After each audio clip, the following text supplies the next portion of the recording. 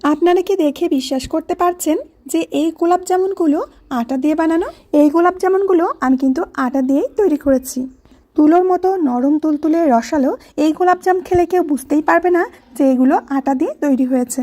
তাই আর চড়া দামে দোকান থেকে মিষ্টি না কিনে যখন মন চায় তখনই ঘরে খুব সহজে বানিয়ে নিতে পারবেন। তাহলে আসুন শুরু করি।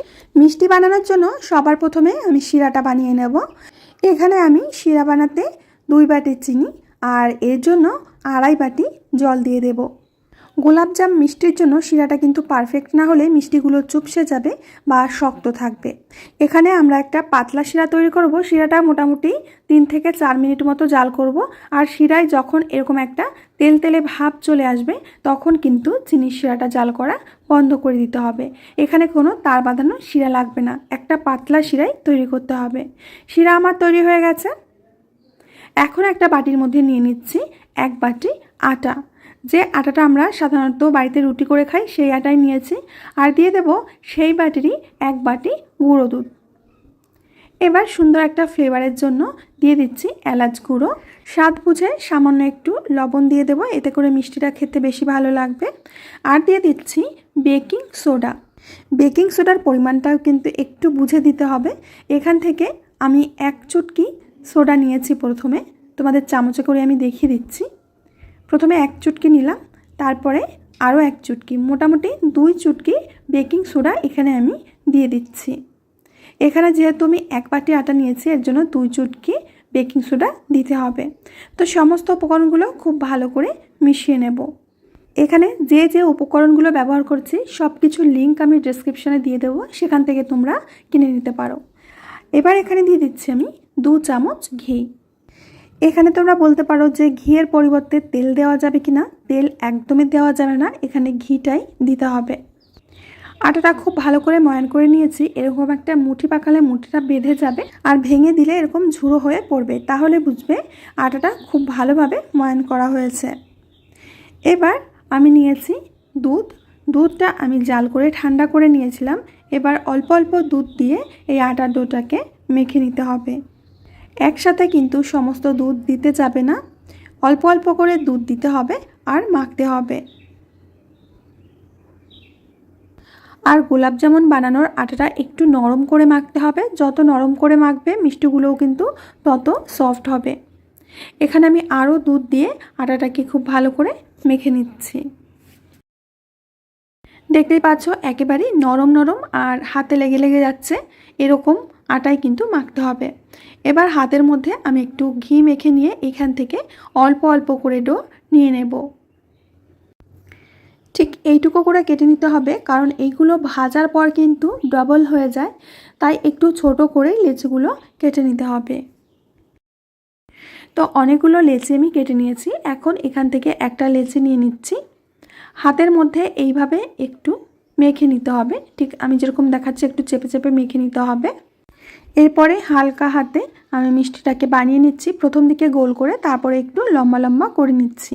তোমরা চাইলে গোল আকারে বানাতে পারো। একটা মিষ্টি আমার বানানো হয়ে গেছে। আর মিষ্টির গায়ে কোনো ফাটল না থাকে সেই দিকে একটু খেয়াল করবে।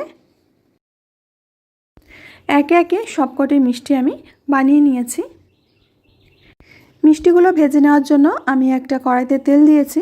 একটু আঙুল দিয়ে চেক করে নিচ্ছি তেলটা ঠিক কতটা গরম আছে। আঙুল দেওয়া যাচ্ছে কিন্তু ধরে রাখা যাচ্ছে না, এরকম হালকা গরম তেলেই কিন্তু মিষ্টিগুলো দিয়ে দিতে হবে। আর মিষ্টিগুলো দেওয়ার সময় গ্যাসের আঁচটাকে লো করে রাখবে।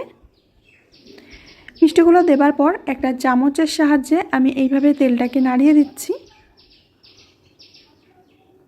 ধীরে ধীরে দেখবে যে মিষ্টিগুলো তেলের উপরে ভেসে আসছে। মিষ্টিগুলো দিয়ে অন্য একটা কাজ করতে গিয়ে মিষ্টিগুলো নিচে থেকে আমার কালার চলে এসেছে। তো তোমরা এরকম ভুলটা করো না। মিষ্টিগুলো দেবার পর যখন দেখবে উপরে ভেসে আসছে তখন কিন্তু গ্যাসের আঁচটাকে হাই টু মিডিয়ামে করে দিয়ে মিষ্টিগুলোকে ভেজে নিতে হবে। যখন মিষ্টিগুলো এরকম রং চলে আসবে তখন লো টু মিডিয়ামে দিয়ে আরও 3 থেকে 4 মিনিট সময় নিয়ে মিষ্টিগুলোকে ভেজে নিতে হবে। তো বন্ধুরা আমি লো টু মিডিয়ামে করে মিষ্টিগুলোকে খুব সুন্দর করে ভেজে নিয়েছি। এবার মিষ্টিগুলোকে নামিয়ে নেব। আর মিষ্টিগুলো নামানোর আগে কিন্তু গ্যাসের ফ্লেমটাকে হাই করে দিতে হবে, তাহলে আর মিষ্টির মধ্যে একটুও তেল থাকবে না।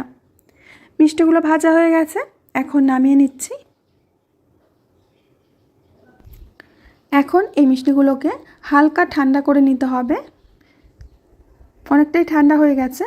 এখন চিনি শিরার মধ্যে দিয়ে দেব। চিনি শিরা কিন্তু ঠান্ডা হয়ে গেছিলো, তাই আমি আবারও একটু চিনি শিরাটা ফুটিয়ে নিয়েছি। মোটামুটি 30 সেকেন্ড মতো আমি জাল করে নিয়েছি মিষ্টিগুলো শিরার মধ্যে দিয়ে। এবার ঢাকনা দিয়ে ঢেকে আমরা 2 ঘন্টা অপেক্ষা করব। 2 ঘন্টা পর তোমাদের আমি খুলে দেখাচ্ছি। মিষ্টিগুলো ফুলে কিন্তু অনেক বড় বড় হয়ে গেছে, একদম ভারী হয়ে গেছে। প্রত্যেকটা মিষ্টি কিন্তু খুব সুন্দরভাবে শিরাটা টেনে নিয়েছে। এখন কি মিষ্টিগুলো দেখে বোঝা যাচ্ছে যে এটা আটা দিয়ে তৈরি আর এটা বাড়িতেই তৈরি হয়েছে। আমি একটা বাটির মধ্যে মিষ্টিগুলোকে ঢেলে নিয়েছি। আমি এখান থেকে একটা মিষ্টি তোমাদের দেখিয়ে দিচ্ছি যে মিষ্টিগুলো কতটা পারফেক্ট হয়েছে আর নরম তুলতুলে হয়েছে, একদম রসে টইটুম্বুর রসালো মিষ্টি। এবার এখান থেকে একটা মিষ্টি তোমাদের আমি কেটে দেখাচ্ছি যে ভেতরটা কতটা রসালো হয়েছে। বাড়িতেই যদি আটা দিয়ে এত সুন্দর রসালো নরম তুলতুলে গোলাপজামুন বানানো যায়, তাহলে আর চড়া দামে বাজার থেকে কেন কিনে খেতে হবে। তো বন্ধুরা, আশা করছি আজকে মিষ্টির রেসিপিটা তোমাদের অনেক ভালো লেগেছে। ভালো লাগলে বন্ধুদের সাথে শেয়ার করবে। আমি আজ এখানেই বিদায় নেব। আবার আসবো নতুন রেসিপি নিয়ে। ততক্ষণের জন্য সবাই ভালো থেকো, সুস্থ থেকো, সকলকে সুস্থ রেখো।